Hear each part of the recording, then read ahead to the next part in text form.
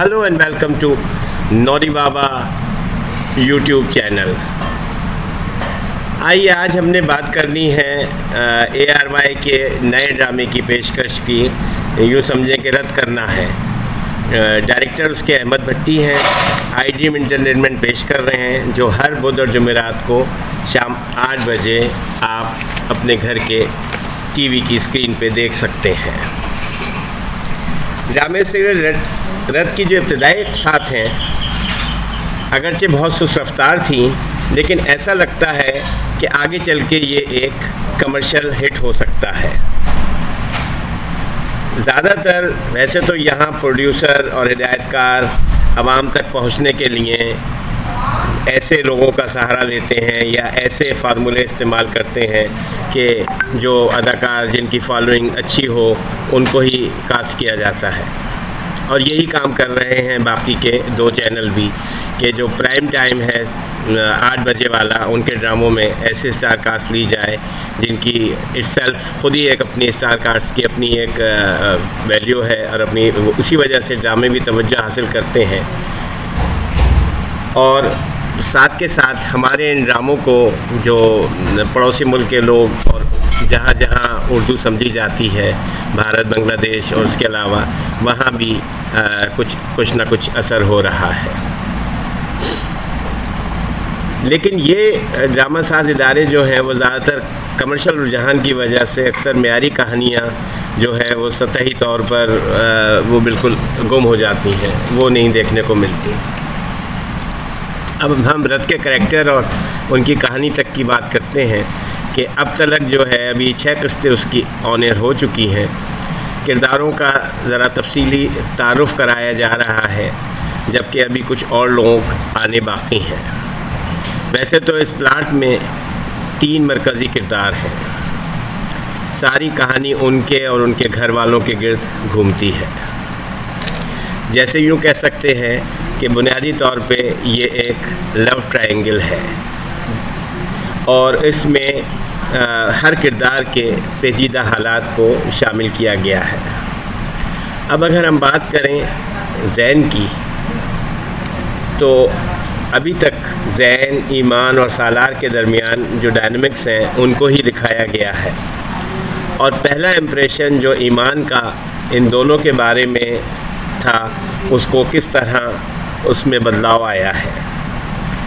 ईमान और ज़ैन के किरदार फिर भी वाज़े हैं, मगर सालार के किरदार में कुछ इसरार हैं जो खुलना अभी बाकी है, जिसकी वजह से लोग अगली किस्तों का इंतज़ार करते हैं।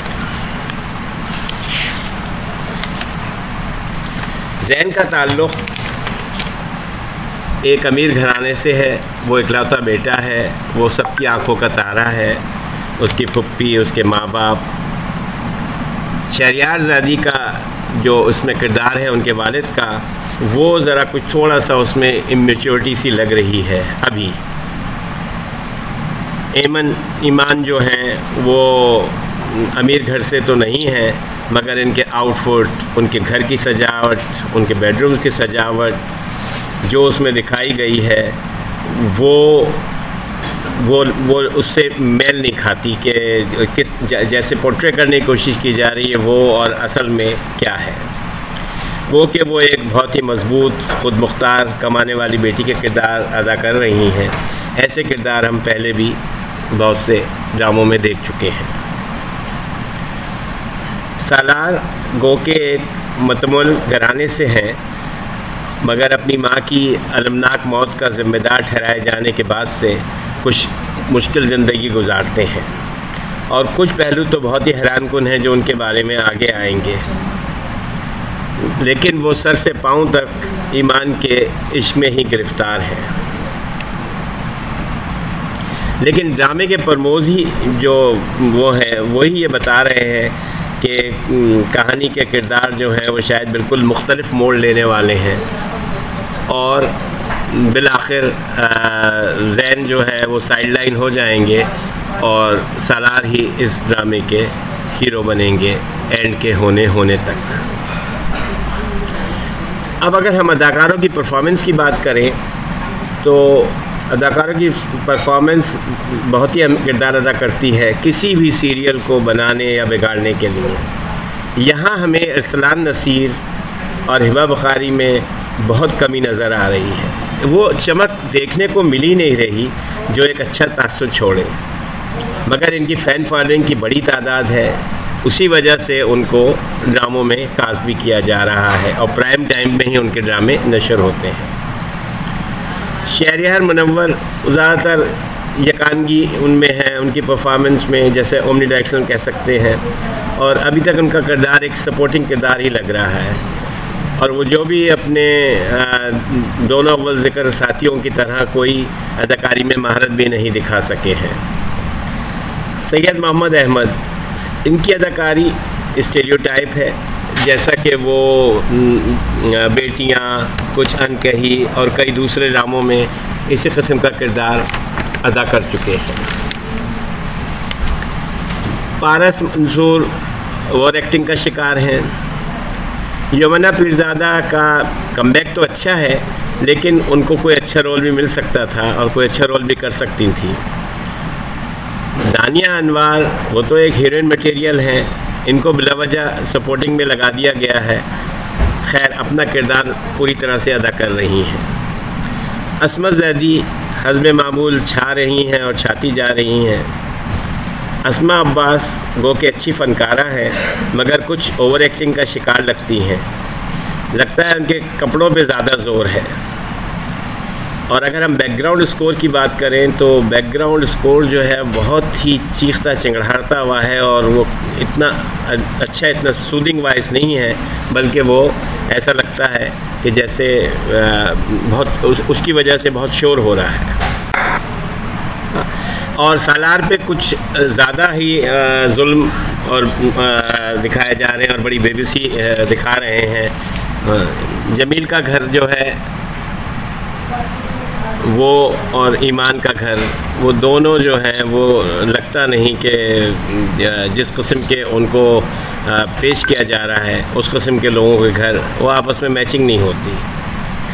और ओवरऑल अगर कहें तो जो वो है सब परफॉर्मेंस जो है सब पार है, और इसमें जो जितने भी हैं लीडिंग कैरेक्टर जो हैं वो उनका कोई इतना अच्छा अभी तक किरदार निगारी का भरपूर मुजाहरा नहीं हुआ है। और ट्रीटमेंट भी बहुत ही पुअर है प्रोड्यूसर डायरेक्टर की। शायद आने वाले किस्तों में इन इशुओं पे कुछ काम कर लें और कुछ बेहतरी आए, लेकिन लगता नहीं है, क्योंकि आम तौर पे जितने भी ड्रामे हैं वो ऑन एयर करने से पहले वो तमाम रिकॉर्डिंग कर ली जाती है ताकि किसी किस्म की कोई प्रॉब्लम पेश ना आए। तो अब ये इसके लिए कुछ कहना कि आगे कुछ चेंजिंग होगी, कुछ बेहतरी होगी, ये तो जिस पेस में जिस तरह से अगर उन्होंने ख़ुद ही अपना काम में कुछ और अच्छा काम किया होगा या कुछ बेहतरी लाए होंगे तो वही हमें नज़र आएगी। मैं ये इसमें ये नहीं बताने वाला कि अगली किस्त में क्या होगा या अगली किस्त में क्या क्या आगे कैसे कहानी बढ़ेगी।